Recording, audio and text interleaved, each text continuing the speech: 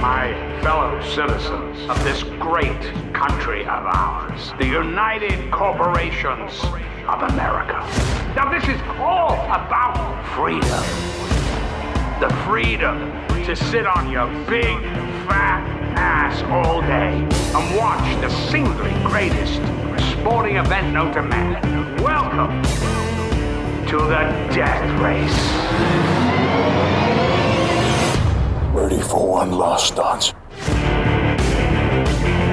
We are moments away from the starting gun. Our racers are scored on total time and combined pedestrian fatalities, with 10 points for an adult, double that for a child, and a whopping 50 points for the senior set. This year, cutting-edge technology from UCA puts you, the home viewer, in the passenger seat in stunning virtual reality. They cut my feed. What about Frankenstein? I think Frankenstein will be extinct tomorrow. Are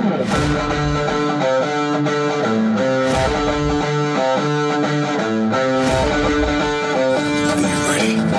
Let's score these fuckers.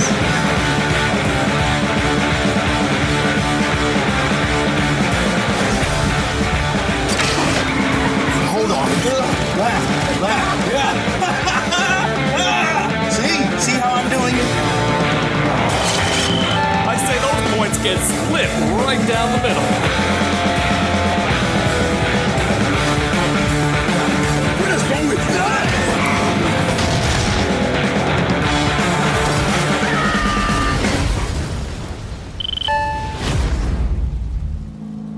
Oh, and by the way, just for the record, my hair, I think it's pretty cool.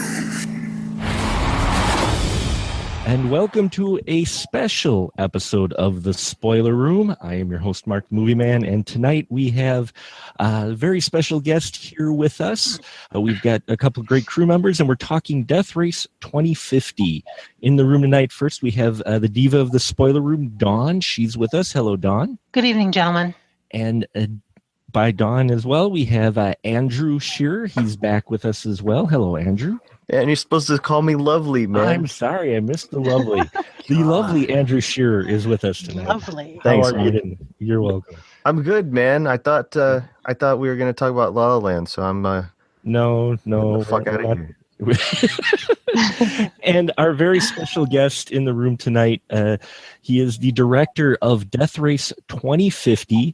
It is G.J.Echternkamp. How are you tonight, GJ? I'm all right. I appreciate you joining us on our little sliver of the internet here to talk about Death Race 2050. And I guess the first question I have is, I remember when there was word that this was first coming out, there were people that were saying it was a sequel, and there were some that were saying it's a remake. How would you categorize this as? Is this a remake of the Death Race 2000? Well, what's the difference between a remake and a reboot?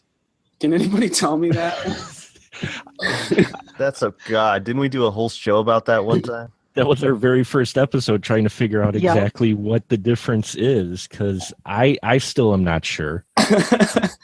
It's something more like a remake than a sequel, is I guess the long and the short of it. I mean, it's a little bit confusing to people because they have the Death Race movies that came out in the 2000s that started with Jason Statham, and it was just called Death Race, and it was really serious.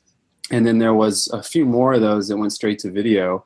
And I can't really say this is a reboot because they're still going to make those. So it's not like we're starting over again with the franchise. They're still going to remake those action-heavy, non-comedic, Jason Statham-started Death Race movies. This is more just sort of a reimagining of the first one, and it's sort of what I would imagine would be a one-time thing. So it's kind of a remake, reimagining of the original 1975 Death Race, 2000. Yeah, and I recently watched the original Death Race as well, and I did see some of the similarities in there with it. What inspired you to do a remake of Death Race 2000? Well, it wasn't my idea. Okay. I mean, there. Sometimes you write and direct stuff, and sometimes stuff comes to you. And in this case, I'd worked with Roger Corman previously on something, and he called me up and said, "Hey, I have a movie I want to do." Originally, he was going to do a remake of Slumber Party Massacre, And I'd been talking to him about that for a while. And then he calls me out of the blue. He says, forget Slumber Party Massacre. I want to do a remake of Death Race 2000. And I was actually pretty excited about it because it's sort of one of his most iconic, if not the most iconic movie that he's ever done. And it's a movie that I had remembered seeing and then really enjoyed. And what I really loved about it was the potential to do the sort of the satire and the comedy and the kind of that sci-fi way of imagining, taking apart culture and imagining ridiculous things if extended into the future. And I thought, well, this is like my dream project. And so it was really his idea. And I think the reason why he wanted to do it was because of all the things that have sort of come after it that have stolen its ideas. I mean, I think Hunger Games in particular, he was like, Hunger Games is popular. Death Race was kind of the first Hunger Games. I should remake Death Race. And then I just agreed to do it, basically. And then how long did it take you to write the script? You co-wrote it with another individual, correct? Matt? Yamashita, yeah. Yes. Well, it's funny. The actual longest part of the process wasn't so much writing the script. It was actually doing the outline. I started with this 4-page outline that just kept getting expanded until it was like a 25-page outline because we kept trying to add more and more and more stuff to it. Roger had all these ideas, a lot of things he wanted to see. He really wanted there to be a character named Tammy the Terrorist. That was his idea, He wanted there to be a self-driving car. That was another one of his ideas. I came up with the genetically engineered guy and also and Minerva, who was the rap star. And then we just kept throwing ideas back and forth and back and forth and back and forth. And so finally it got to a point where I was like, look, I might as well just write the thing. The outline's so long. And it didn't take that long. It was a pretty rushed process. They wanted to get it off the ground quick. So I wouldn't say that it took a long time to write it all, but it was, I kind of used a lot of the sort of the structural beats from the original. So it was almost like taking all the beats from the original and just reimagining them with a different world and different characters. But you could criticize the film for that because it does kind of follow a very similar structure to the first Death Race, but it worked. So I figured, well, why not go with it?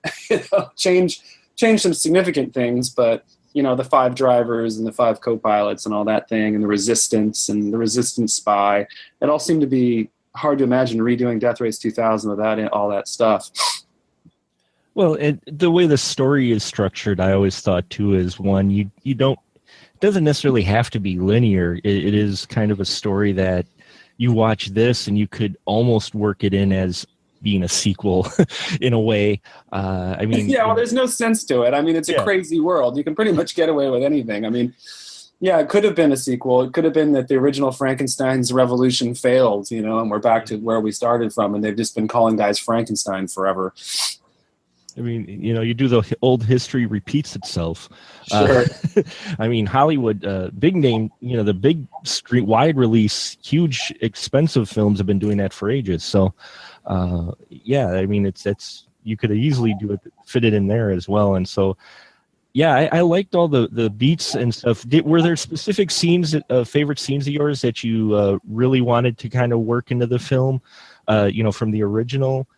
Well, give an ode to, because the one scene, especially with the wheelchairs, I thought particularly was a nice ode to the original. Yeah, the wheelchair scene was definitely iconic, and I wanted to do something like that, even though we didn't have trampolines, unfortunately, so I couldn't really send them into the air. But the announcers in particular, I kind of wanted to steal. I really wanted the announcers to be very, very similar. I loved the announcers in the first one so much. I thought it would be okay to just almost carbon copy them a little bit. I was really torn about the hand grenade because the hand grenade is kind of a thing everyone mentions when they talk about Death Race 2000 and how he has a grenade in his hand and he calls it a hand grenade. But I think because that was sort of a crucial plot point in the movie where that's how he kills Sylvester Stallone's character, I thought I'd rather subvert the expectation that one time and not have the hand grenade and actually have his hand be an actual cyborg hand, which I thought would be kind of fun because I just kept imagining him squishing a guy's head with it, and I was like, yeah, I want that. Well, I know I liked the whole robotic hand thing. It almost had a little bit of a feel of Luke's robotic hand at one point when he's digging in there and he's working on it as well. Well, man, all my favorite movies have robotic hands in them. I mean, Star Wars, RoboCop, Terminator. I mean, there's that whole thing with the frickin' hand in T2 and how important it is that the hand got left behind. I mean, I think a robot hand is always something you want. And what kind of films did you pull from besides the original Death Race that kind of inspired you? You mentioned Hunger Games, and the announcers definitely felt like announcers pulled from the original, but their costuming and hair kind of reflected a little more of the Hunger Games a bit. Was that intentional? The hair at any given time, I was very busy and I didn't actually have a lot of time to, people would show up and go into makeup, and sometimes it'd be their first day on set and I'd be off shooting something else. And a lot of times I didn't really know how they were going to come out looking like. So with Charlie Farrell's hair, the guy who plays JB, he came out of the room that morning with that hair, and I was like, that looks a lot like the character in the Hunger Games. Oh, well, let's just go with it. I don't have time to change it. I mean, so I think it was really his hair more than anything. It kind of is that Stanley Tucci-esque tower of hair that he's got. But I think that was just the most interesting thing they could come up to do with it that day, so I just rolled with it. But it works with the rest of the with the outfit of the female. I'm horrible with names right now. With yes, with her character, it worked well with those two. I really liked the costuming with them and that kind of fallback. And these characters, I know Andrew, you mentioned it. We were talking about it. How you rather enjoyed the Minerva character. Yeah, I mean, I enjoyed the whole thing. It's exactly what I wanted Death Race to be when it came back. I don't know if you guys all remember, but Tom Cruise at one point was talking about doing like Death Race 3000 or something. I don't know how long ago that was, but when they just did the Death Race, I'm like, is this the best you could think of? Was just to like strip it down, So I wasn't into that. So I love the world that this is. Everything is completely insane and appropriately so. Like anytime you would hear about them wanting to do, if there's ever a Death Race sequel or update, they said, it should be gory, it should be, you know what I mean? This movie is all the things people always said it should be. And Minerva is just probably, like, to me, one of the best examples of that. I love I just love how filthy everybody's mouth is. I just love like all of that. But she, this is spoiler room, right? Yeah, is that what we're doing? Yeah, okay. We put spoilers in. So so before she dies, her line, "I see God and she's black as fuck," got to be one of the best lines. Period. I was like, that did not just happen. I will say this with the director in the room. This is better than probably anyone expected this to be. I honestly thought it would be kind of like Sci-Fi Channel grade stuff. But this is, I ran out and bought it immediately type stuff. So there you go. Yeah, for the dialogue on this, GJ, how much of it was scripted and did you allow for some improv by the performers? I'm generally very into improv. But in this scenario, I think, there's always a little bit, people always throw out, lines and things come out in the moment. I mean, with that line you're talking about specifically with she's black as fuck, it was originally written he's black as fuck. And it was actually Falake, who was playing Minerva, who wanted to say she's black as fuck. And I said, even better, But when you're dealing with kind of a really tight schedule and not a lot of time, and you don't have a lot of, time to do multiple takes, if you're really strapped and, you got maybe 2-3 takes tops before you have to move on, you are kind of forced sometimes to stick to the script. Which was more the case in this film. I think it turned out pretty much 99% similar to what was written, with a few fun things added in. Dawn, how about you? What character did you enjoy the most out of this? I really enjoyed, was it Hamilton, Nancy Butler? Yes. Alexis. Yeah, Alexis Hamilton. Oh God, Yancey Butler owned that role. I thought she was absolutely amazing. Well, it's funny you mentioned that role because originally it had been conceived totally differently. We wanted to be sort of equal opportunity offenders. And, kind of doing the old, America's been taken over by corporations is such a old liberal trope that we wanted to kind of poke fun of the right. It took the left as well as the right. And originally the resistance was supposed to be a bunch of lame college professors that were constantly talking about, how they were going to do a peaceful protest or, form a committee or write letters to their congressmen or something. And somehow it just evolved. In the course of pre-production, they just became people out of Mad Max. And and it just, I don't know how it slipped away from me. But when we cast Yancey, it ended up making sense anyway because she fit in that world so well. But originally, yeah, they were all supposed to be wearing corduroy jackets with, elbow protectors and smoking pipes and stuff. Don, what's that line she has about the Dalai Lama or whatever? Did you ever hear the Dalai Lama talk about committees? No, because he wasn't a fucking pussy. He was a fucking pussy. I love the way she smashes a TV with a hammer too. I just want a gif of that, man. It reminded me of oh god, I remember in Last Dragon where Sho'nuff comes in, the video jukebox is playing, and he's just kicks the shit out of it. Awesome. Yeah, there's so many memorable one-liners in here that when you were writing this, did those kind of just flow naturally, GJ, or were there some lines that you had come up with that, we have to work it into the script?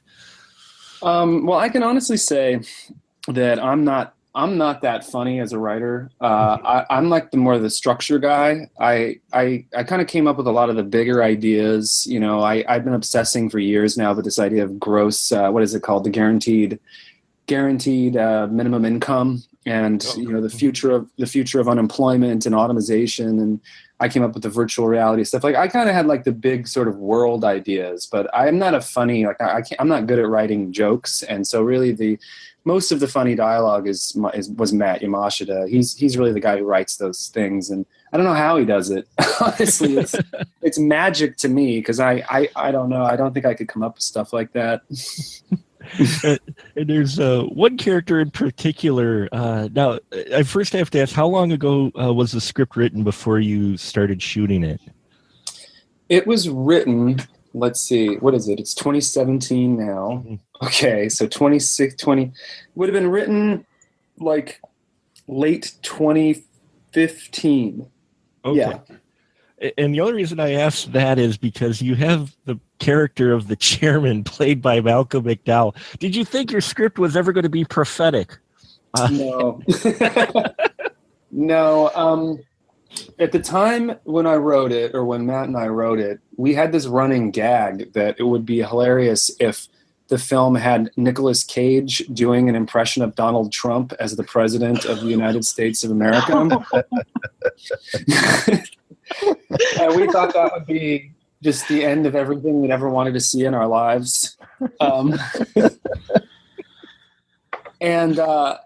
And what happened was, we couldn't get Nicolas Cage, but at the time, Donald Trump, I think we had just, gone into some debates. There might have been some, large scale Republican primary discussion of who the people were going to be, but he wasn't, the nominee. He wasn't close to being the nominee, and he certainly wasn't even much further away from anyone imagining in a million years he could be president. So when I thought that was a funny idea, it was purely that. It was a ridiculous, hilarious idea. But, so we gave him the hair, but at the same time, we were like, well, we don't want to do an actual Trump impersonation because that might just seem really dated. No one's going to remember him a few years from now. He's just going to be that creep that always tried to run for president and they never got anywhere. So that's why it's references him, but it's not, Sure. tremendous, we didn't want to go that far with it. We didn't think it was going to be that relevant, What did Malcolm McDowell think of the role? He seemed to really get into it.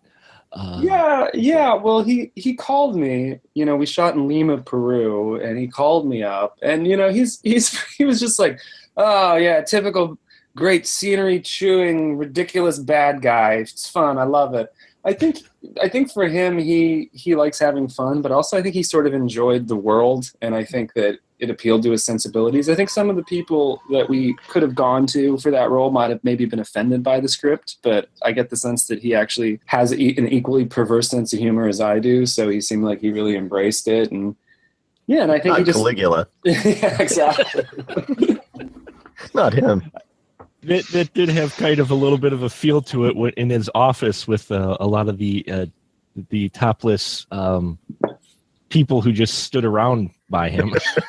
Oh yeah, no, I definitely thought that. I originally there weren't going to be topless women in that scene, and then when I thought, oh, we've got Malcolm McDowell, I was like, well, he's surrounded by boobs. Yes. It is perfect. I was looking at it going, oh, it feels kind of like, I wonder if he's having flashbacks to his Caligula days. The other cast in here is great. For Manu, was he one of your first picks for it, or did you try out for try a few different people for Frankenstein? No, when you're casting the main roles in these sorts of lower budget movies, they want a number of recognizable people, and that opens me up to be able to audition most of the roles. And then there's other roles where, you want to go for someone who has recognition or a fan base.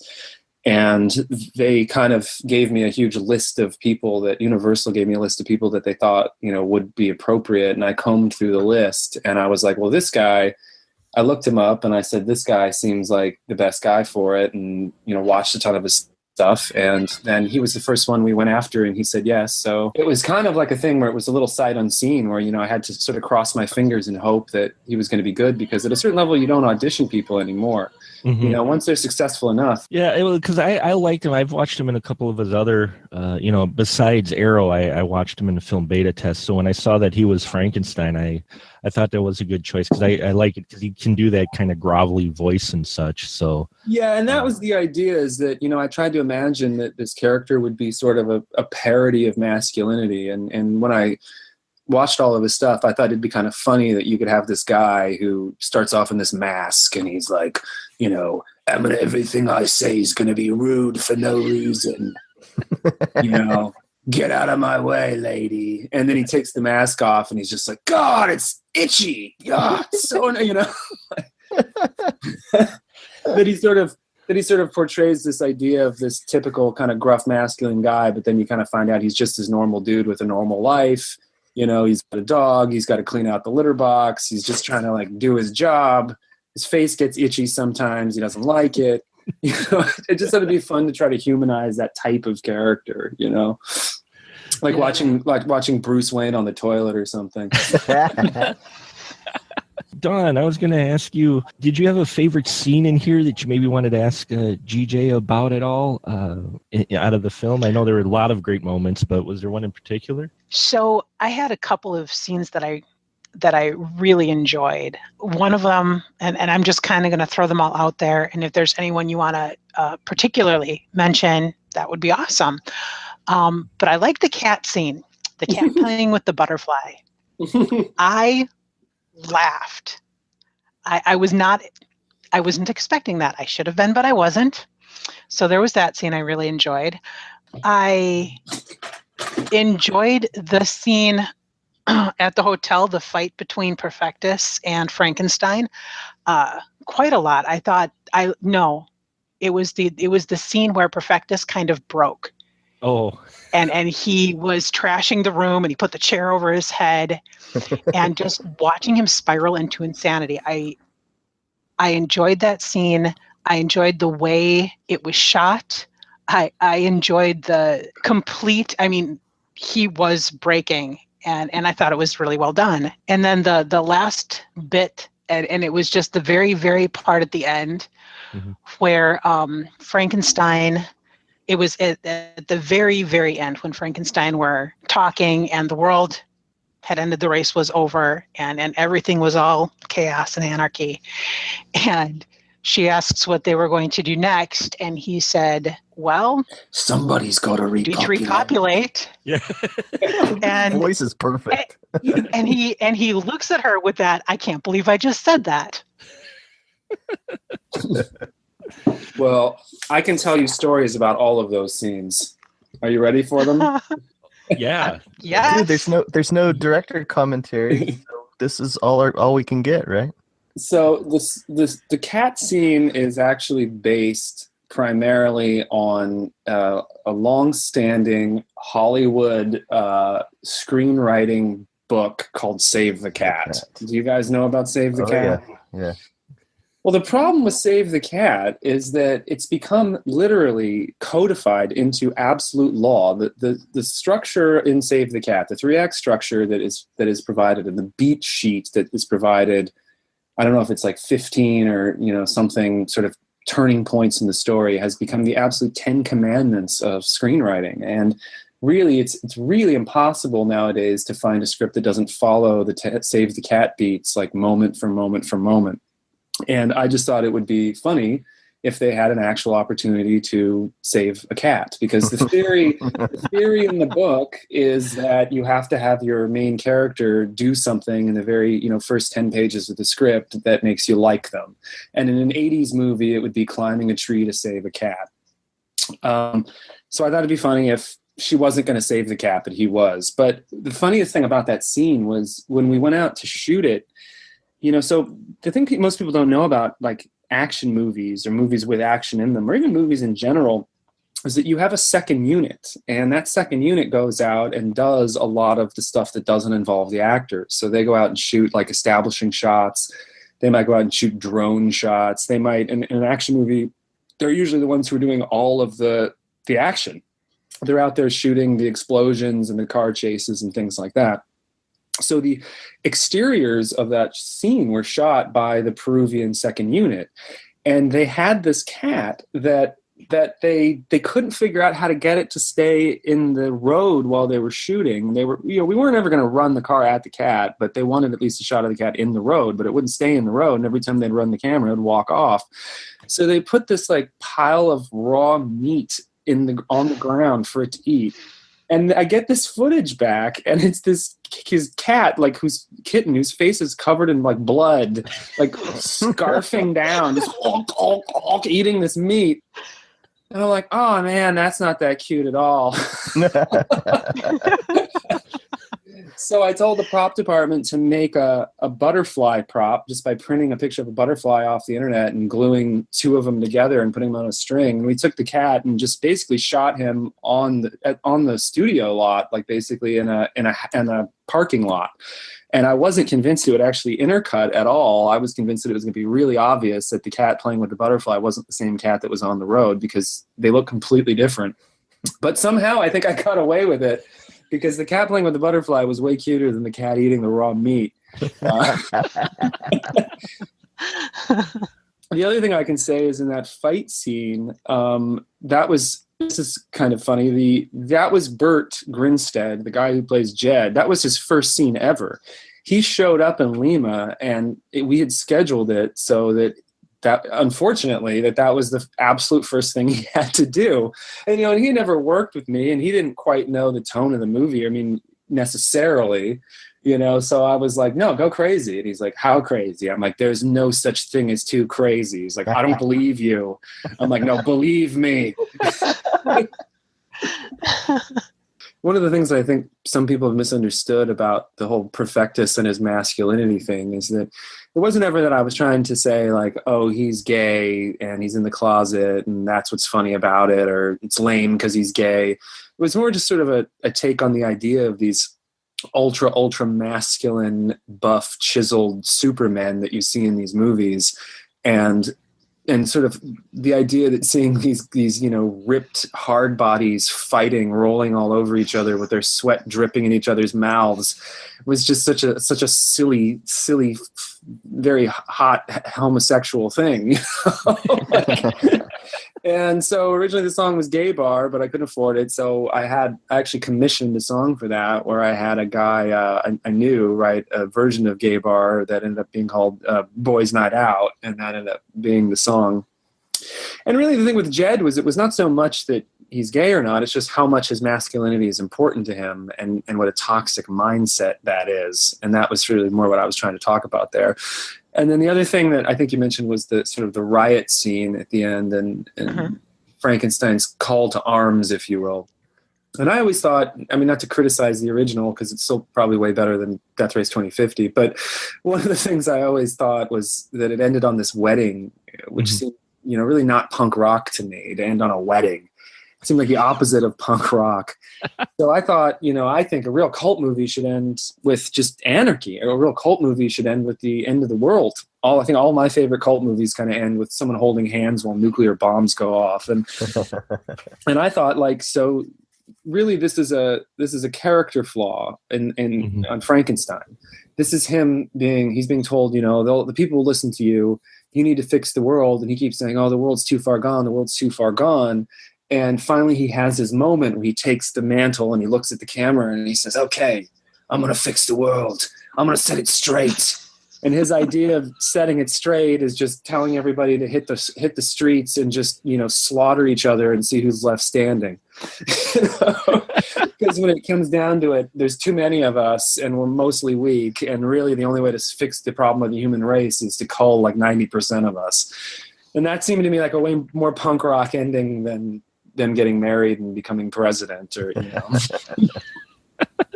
it did Yeah, have... the original Death Race had a happy ending. Yeah, which was weird. Which, if you look at the whole tone of the movie, I mean, it's kind of a little bit weird. I mean, I know that it's kind of a happy ending that's tongue in cheek. Obviously, you know, it's sort of a parody of a happy ending because, you know, the movie can do whatever the hell it wants. But I don't know. I didn't really believe that Frankenstein and Annie could then change how far gone the world had become.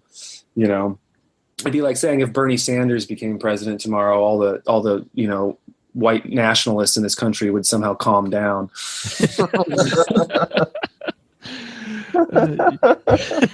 Wow. Yeah, I don't think that would happen. Yeah, I thought that was a little bit tough in that original ending too, with something. Not only did he get married, but he's a president. It's like, wait, what?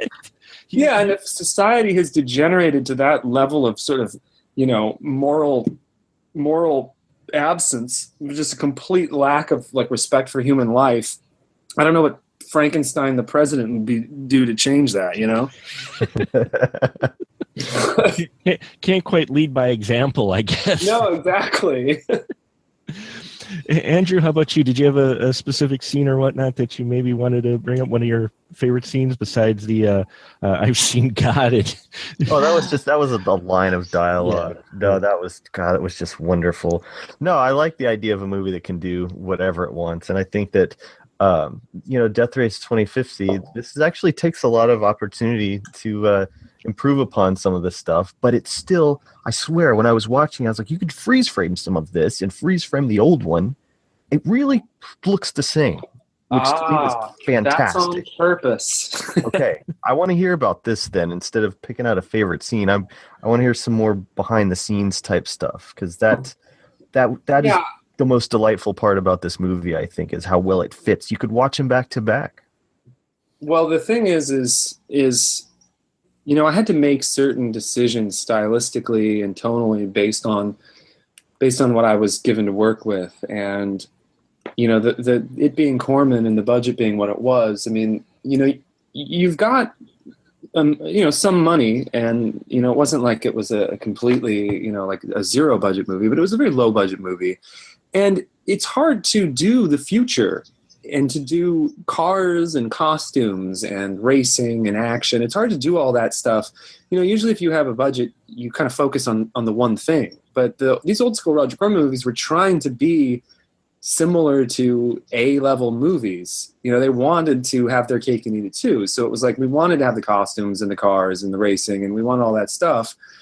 And at the end of the day, we're also shooting in Lima, which is sort of a giant desert, and it wasn't exactly, you know, it had originally been in the script that it was going to be a giant desert. It was going to ideally look more like America.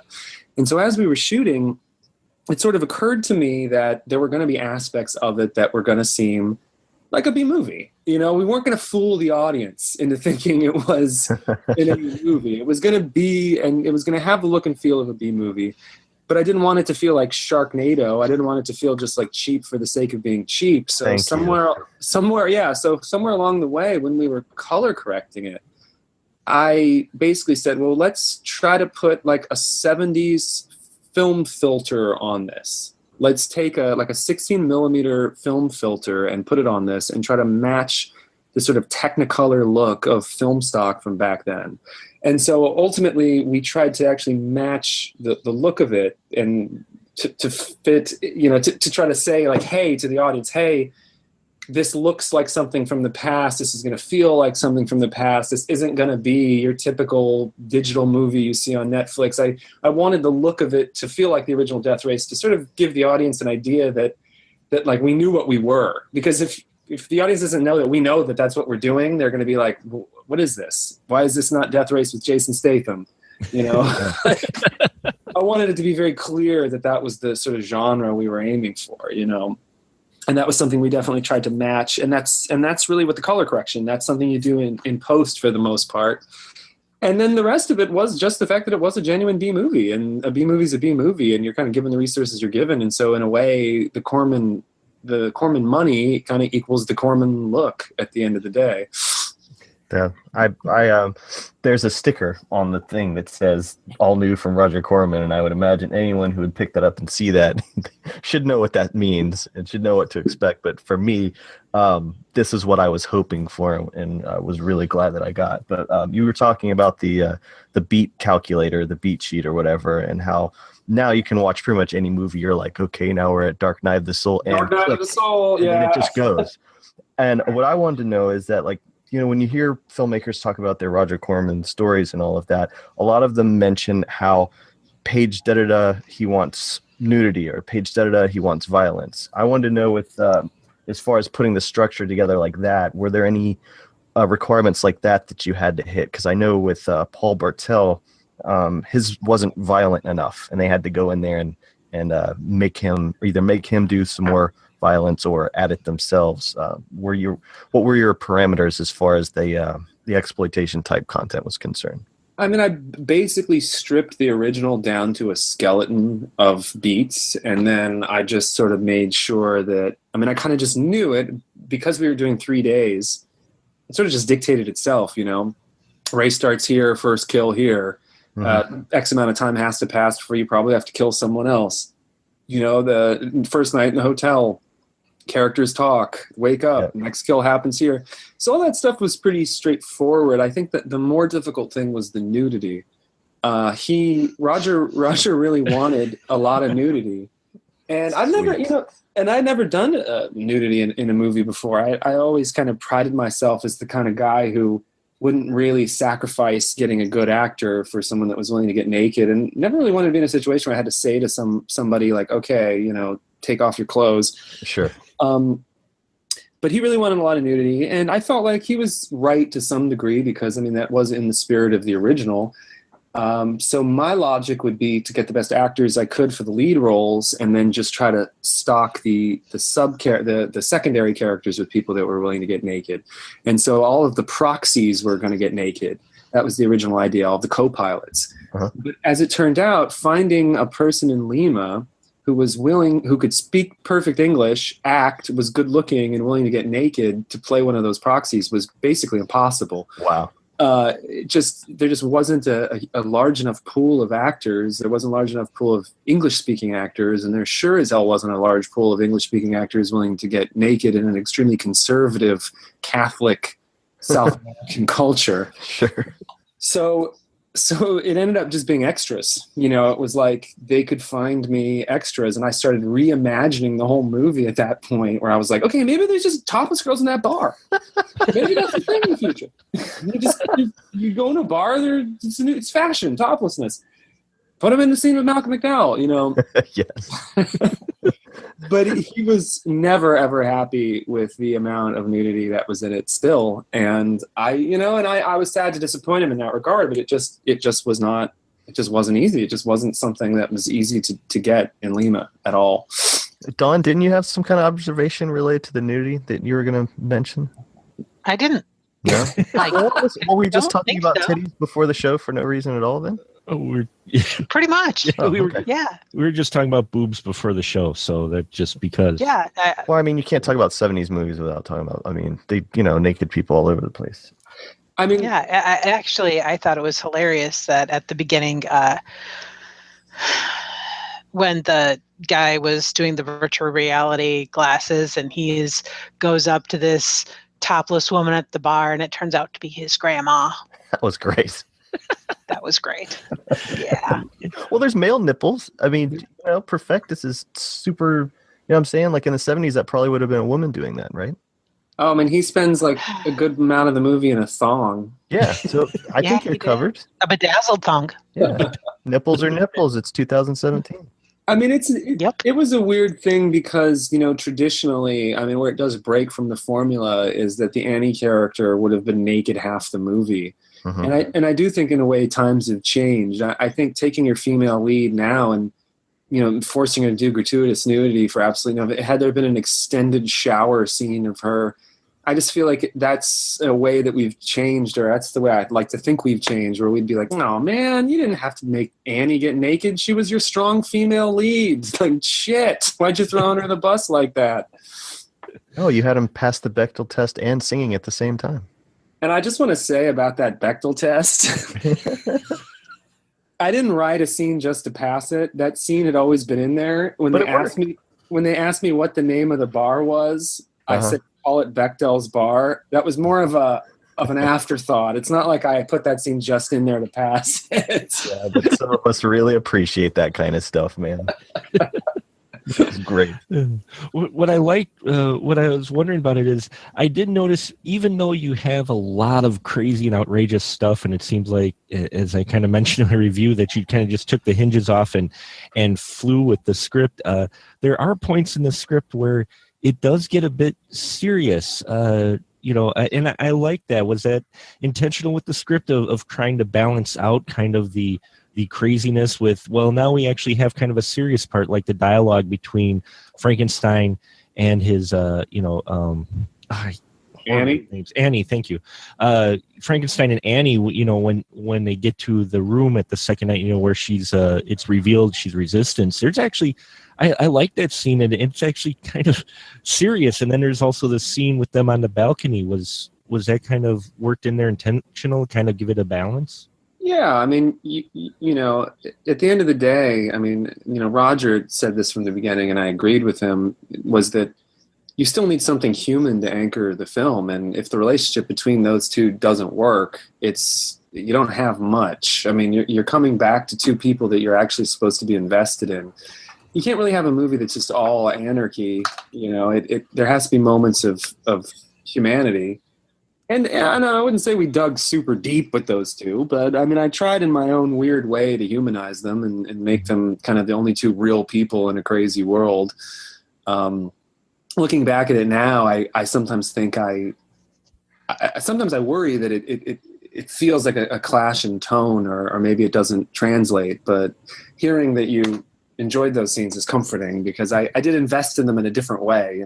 When we wrote those scenes, I really wanted it to feel like Frankenstein's a real guy, Well, that's the real risks that this film takes, and what separates it from, your Troma or your Sci-Fi Channel stuff, or even, most of low budget filmmaking that we see is all like green screens and stuff and comped and everything. So to see real cars out there, real people driving them, real bombs going off, it is actually a more daring film for 21st century than I think anyone was kind of expecting. And so having the drama in there and having it work, the serious scenes, those actors are fantastic at doing that. They're just as good as they are doing the crazy stuff too. With bodies getting cut in half and all that other stuff, that to me was the most shocking thing about the film, is that you guys tried that stuff and totally pulled it off. Yeah, I do think there was risks, because the tone of it is very peculiar, and I think there's probably a lot of people that won't get the tone or like it. Whether it's the fact that they hate the serious stuff in contrast to the crazy stuff, or the fact that the crazy stuff is too crazy for them. But I mean, I do think it's a frequency we tried to create, and I didn't really know putting it out there what was going to happen. I was like pretty scared. I mean, honestly, if I only had one regret, or I wish we could have had more practical effects. I know that if I was going to be a real purist, I would have said, no, God damn it, this is the 70s, and there will be no computer effects at all. But just when it came down to it, it just wasn't possible. There was only so much money and so much time, and so I did have to have some computer stuff in there. But I'd like to think people will forgive it because they know that it is what it is. You're not always capable of having $1 million to make the biggest, craziest, most amazing Death Race 2050. You kind of have what you have. Well, big thing with Death Race is the vehicles, and yeah, I was surprised as well as how many the practical vehicles, functioning vehicles you had in here, and the designs of them really seemed to go a little bit different direction than the original, where the original looked like it was just modded, already existing Volkswagen cars. All of these look like really original designs. Were they all built from the ground up or modified? Yeah, they were built from scratch, basically. I mean, we had a woman from the Art Center College of Design here in Pasadena, and they have a very large department that specializes in drawing and designing very futuristic cars. And she did these sort of 3D renders of all 5 cars, based a little bit on what Roger wanted, and based a little bit on sort of what I had written in the script for what the cars should look like. And then when they sent them to the crew in Lima, they took a bunch of Volkswagens and stripped them down to basically just a floor, a steering wheel, tires, and an engine. And then they built up from that base each car completely from scratch. And they built them really actually out of the bases were styrofoam, and then they covered them in fiberglass and then painted them. And so the cars actually were pretty neat because they were exactly what they had been on paper, which is something that I wasn't expecting. In the originals, they just had what looked like cars with some stuff glued on them. And these turned out to be actually the cool cars that I had imagined, which was great. Yeah, I like the design of Frankenstein's car, especially with all the eyes. Yeah. It's the monster. I didn't actually notice it the first time I watched it, and then I watched it again and go, oh, look at there's 2 eyes. Oh, 4. Oh, there's eyes all over that. But it also, though, still felt like, his car from the original, just a better designed one, I thought, actually. I really liked the Frankenstein car in this. But all the cars I liked were unique in their design as well. Dawn, did you have a favorite car? Did you like Frankenstein's, or which car? Oh yeah, I liked Frankenstein's. Mm-hmm. I like the design of his car quite a lot. Perfectus's car was a little phallic for my taste. we were constantly trying to name the cars on set because we felt like Frankenstein's car shouldn't be the only car with a name, and we couldn't ever we never agreed on what they should be called, but I'm pretty sure that the actor who played Jed called his car the Inseminator. So.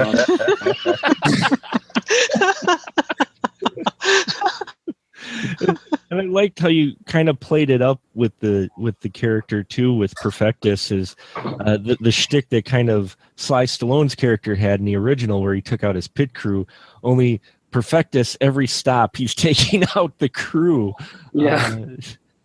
I thought that was a nice little interesting shtick, but you used it enough, I think, to where it didn't get tiring, because I think sometimes you get films that have shticks like that, or a running gag, but they use it almost too often. So how do you kind of determine that, how often you space that out with when that's going to happen, or to use a specific shtick like that more than a couple times throughout the film? Do you kind of pace it out, look at it through editing, or? I mean, in that particular case, we had basically, we had only so many. You're dividing your time up between shooting the actors in the sort of the scenes where you're focusing on acting. And then there's time when you just have to have cars doing car stuff. And then you have action scenes where people are fighting. And then you've got, kills specifically. And I'd always felt that you couldn't have too many kills in this. And so those were just sort of easy kills that we could come up with, where they weren't big ticket items or we needed gore. It was just a quick one-off, have someone fly off camera, Jed's killed somebody, and you're good to go. And because it was only an opportunity to do it 2 or 3 times, I thought it was fine. But in general, I felt like anytime we could kill somebody in this movie, we should take it. And some of them were going to be more exciting or more interesting, and some of them were going to be like, fuck it, that guy's dead, whatever, let's move on. Show the guy hitting the ground and we're good.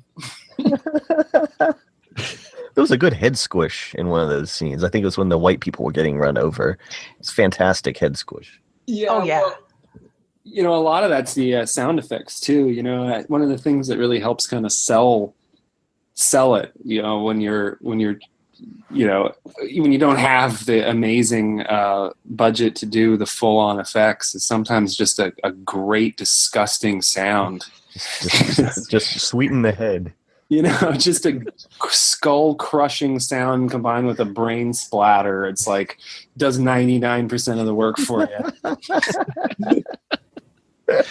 And in that final, the scene where the resistance is chasing Frankenstein, that looked like a cemetery. Did you guys make all those crosses, or where was that shot? Because I was looking at that going, are they actually running over graves?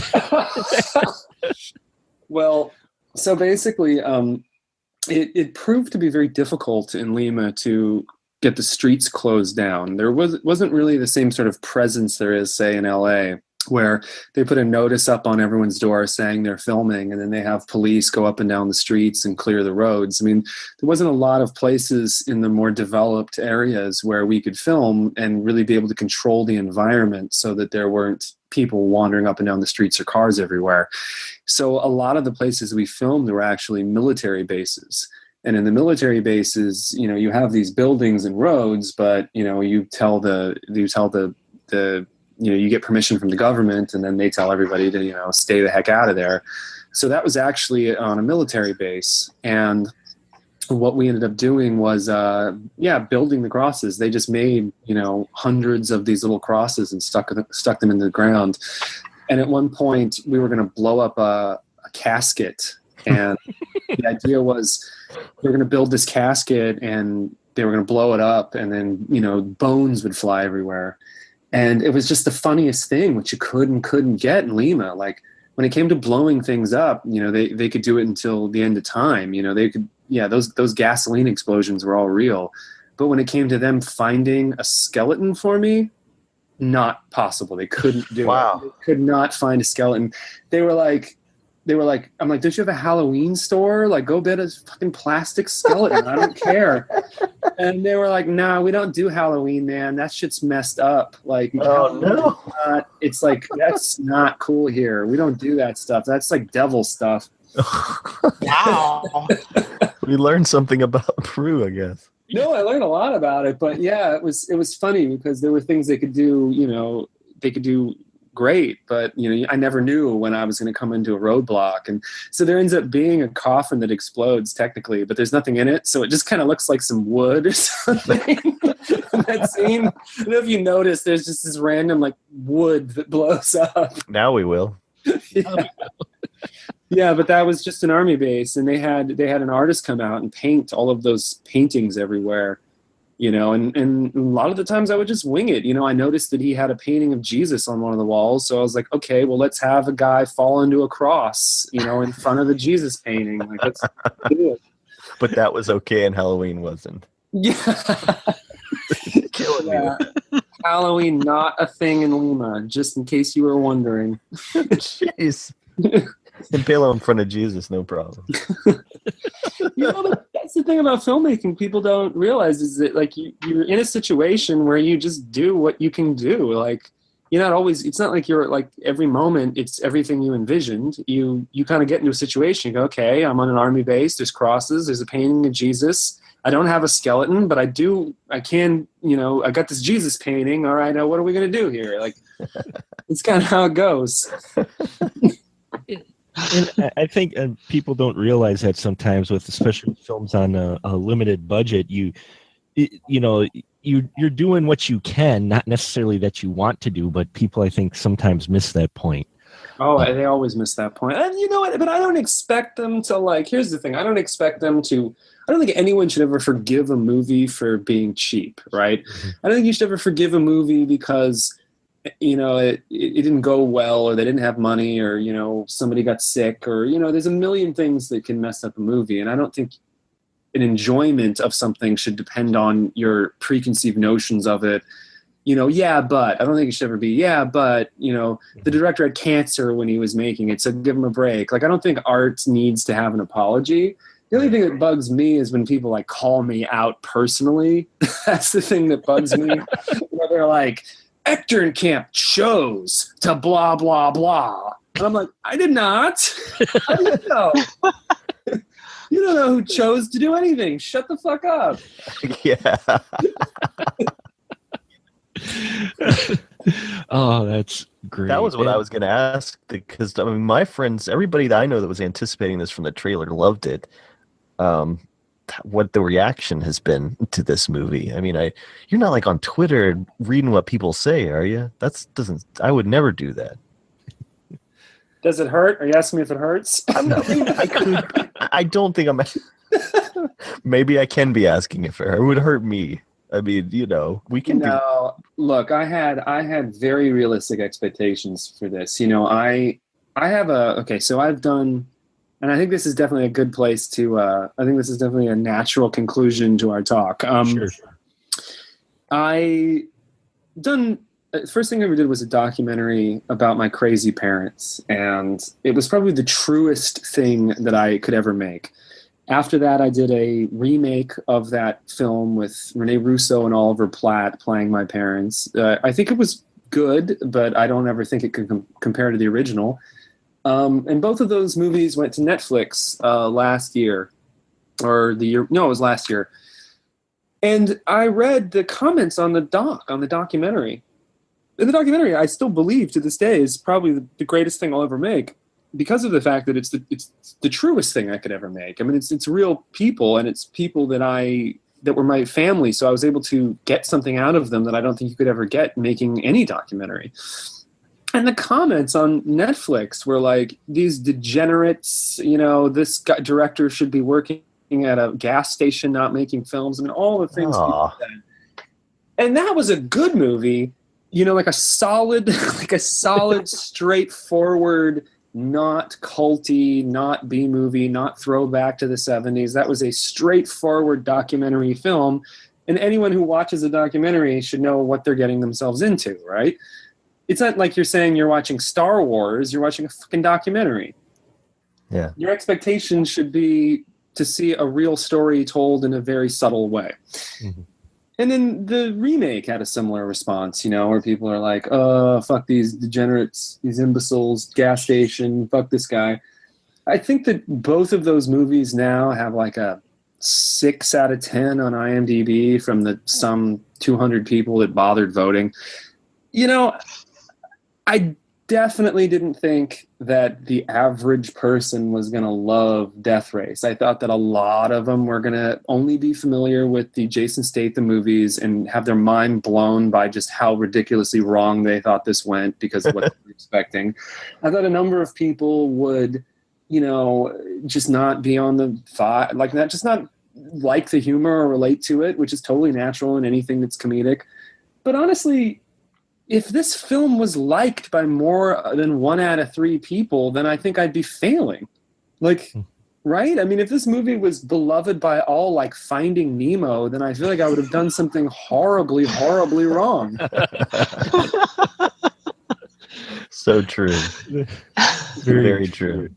Well, I think we will wrap it up here tonight. GJ, I want to thank you very much for a very entertaining chat and giving us insight onto this fun film. I just like to say personally, I enjoyed it.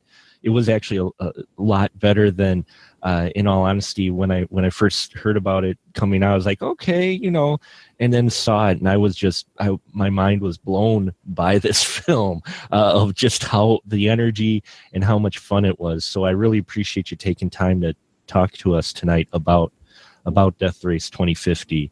Do you have anything coming up, or anything people should possibly look for you soon coming out, or that you're working on right now? Yeah, I'm working on another project for Universal. It's another film about vehicular manslaughter. Nice. It's it seems like every time I do something different, it's very strange. Most people kind of have one thing that they do over and over and over again, but I feel like every time I do a movie, it's completely new and not expected. And this one's actually more of a straightforward action movie. It's not funny. It's not comedic. It's more of what it wants to be is a stylish, grotesque sort of action horror movie. Ooh. Which is, again, a completely new thing for me. And, I'm excited to try it. I feel like anyone who was a fan, it's like basically the rule for me is anyone who's a fan of my last film is going to not like my new film. Love it. So it's going to be a totally different kind of vibe, but it's not going to be satirical at all. It's just going to be, like this time it's going to be like actual, cars crashing into buildings and things like that. And so it'll be a new thing, and we'll see what happens. I just like to keep doing stuff because otherwise I get bored. Well, nothing wrong with always trying something different. That's for sure. Yeah. And do you have a website too as well where people can follow you besides on the IMDb? Well, I mean, I have a website that I've had since like 2002, which is bionicfilms.com. But at this point, it's not much more than just links to where you can watch things I've done. But I'm on Twitter. I've been trying to do the tweeting. Yes, the tweeting. So, Dawn, did you have anything you wanted to say yet about Death Race, or ask GJ about? No, I think that this has been fantastically informational. I thoroughly enjoyed it. I thought it was entertaining. I, again, wasn't expecting the next great American film, but, I thought it was fantastic, for what it was, for what it was intended to be. Yes. Well, thank you. And Andrew, how about you? Anything last questions or anything for GJ? Well, seeing this movie and now knowing that it was made by a very thoughtful person, things are kind of starting to add up in my mind as I'm thinking back on the film, as I'm listening to you. And I can't help but go back to an interview I saw with the author of The Racer that Death Race 2000 was based on. And he recalled us. What started the whole thing was he went to a race with some people, and there was a horrible accident, and the audience just starts to cheer and take pictures, and he was really disturbed by that whole thing that happened. And so, he writes this story of it, and then they make the movie, and at first he was like, well, they've made a joke of it, but then he realized what they were doing, and he's like, well, satire is the responsible thing to do. It is the way to go. And so when they did the remake with the Statham version, he was very disappointed in that movie because he was like, well, now it's just violence for violence sake. They've taken out the whole point. Now you're just making a violent movie. And I really agree with that. And the older I get, the more violence for violence sake really just, to me, it does disturb me because a lot of these films that call themselves throwbacks to the 70s or 80s are very nihilistic. A lot of the ones a lot of my friends enjoy, I don't see what they see in them. Death Race 2050 really gets it right. I think the author who passed, I think a couple of years ago, I think this is I think he would be very pleased with this. I think he would be very happy. And speaking as a fan of the original and of Paul Bartel's work too, in general, I was really, really happy with it. And it is, to me, is one of the best cult film B-movie type movies that come out in a long time because of the care and the thought that was put into it. So rather than a critique, I just say thanks. Well, it's funny because you mentioned the idea of the viewer's relationship to violence, right? And the thing about the original Death Race is it runs a razor's edge to giving you, the viewer, the violence you crave, while also pointing out how horrible you are for craving it. And it gives you a middle finger on one hand and shakes your hand on the other. It says, this is what you want to see. This is what you want to see. And it's like, but you're terrible for wanting to see this, but we know, but we're the same as you. And we enjoy this too. And there's something you can do with satire that to make a person realize that you couldn't otherwise, you know. It's like, I thought, you know, it was the weirdest movies, I feel like the weirdest viewing experiences I ever had was the, what is that frickin' the Quentin Tarantino movie, the one before the last one? Oh, Inglourious Bastards? No. Django. Django. So Django was such a fascinating movie to me because it was talking about these atrocities of violence that were committed against Black people in the South. And then it was also just reveling so much in the atrocities of violence. And as much as I thought it was a well-made film, I couldn't help but think, but man, how can you criticize violence while also just be wallowing in it up to your ears in blood? Like, how can you say that you're criticizing violence of any kind when you're clearly giving the audience so much violence? You know? Yeah. And so it's like, I think it's only to acknowledge that paradox. It's only by pointing out what a paradox that is for all of us that you can really kind of make someone think about it.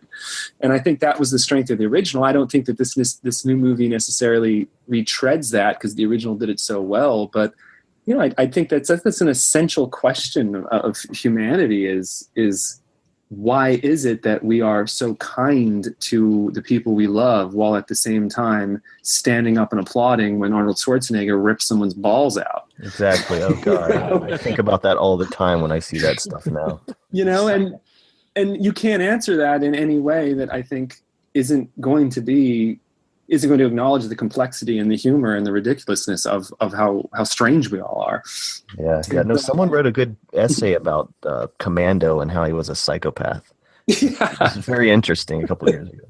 Well, the whole thing in American cinema is you give someone a reason to be violent so we can enjoy it. Yes. You know, that's what you do. You take away his daughter, and then you're like, oh, now you can rip the guy's balls off. But anyway, I don't know. I digress. Thank you for having me, and I appreciate how much you guys enjoyed the movie and seem to have saw it for what it was supposed to be. It's a delight for me. I'll tell you that after reading some of those Twitter comments. the dregs of humanity are commenting.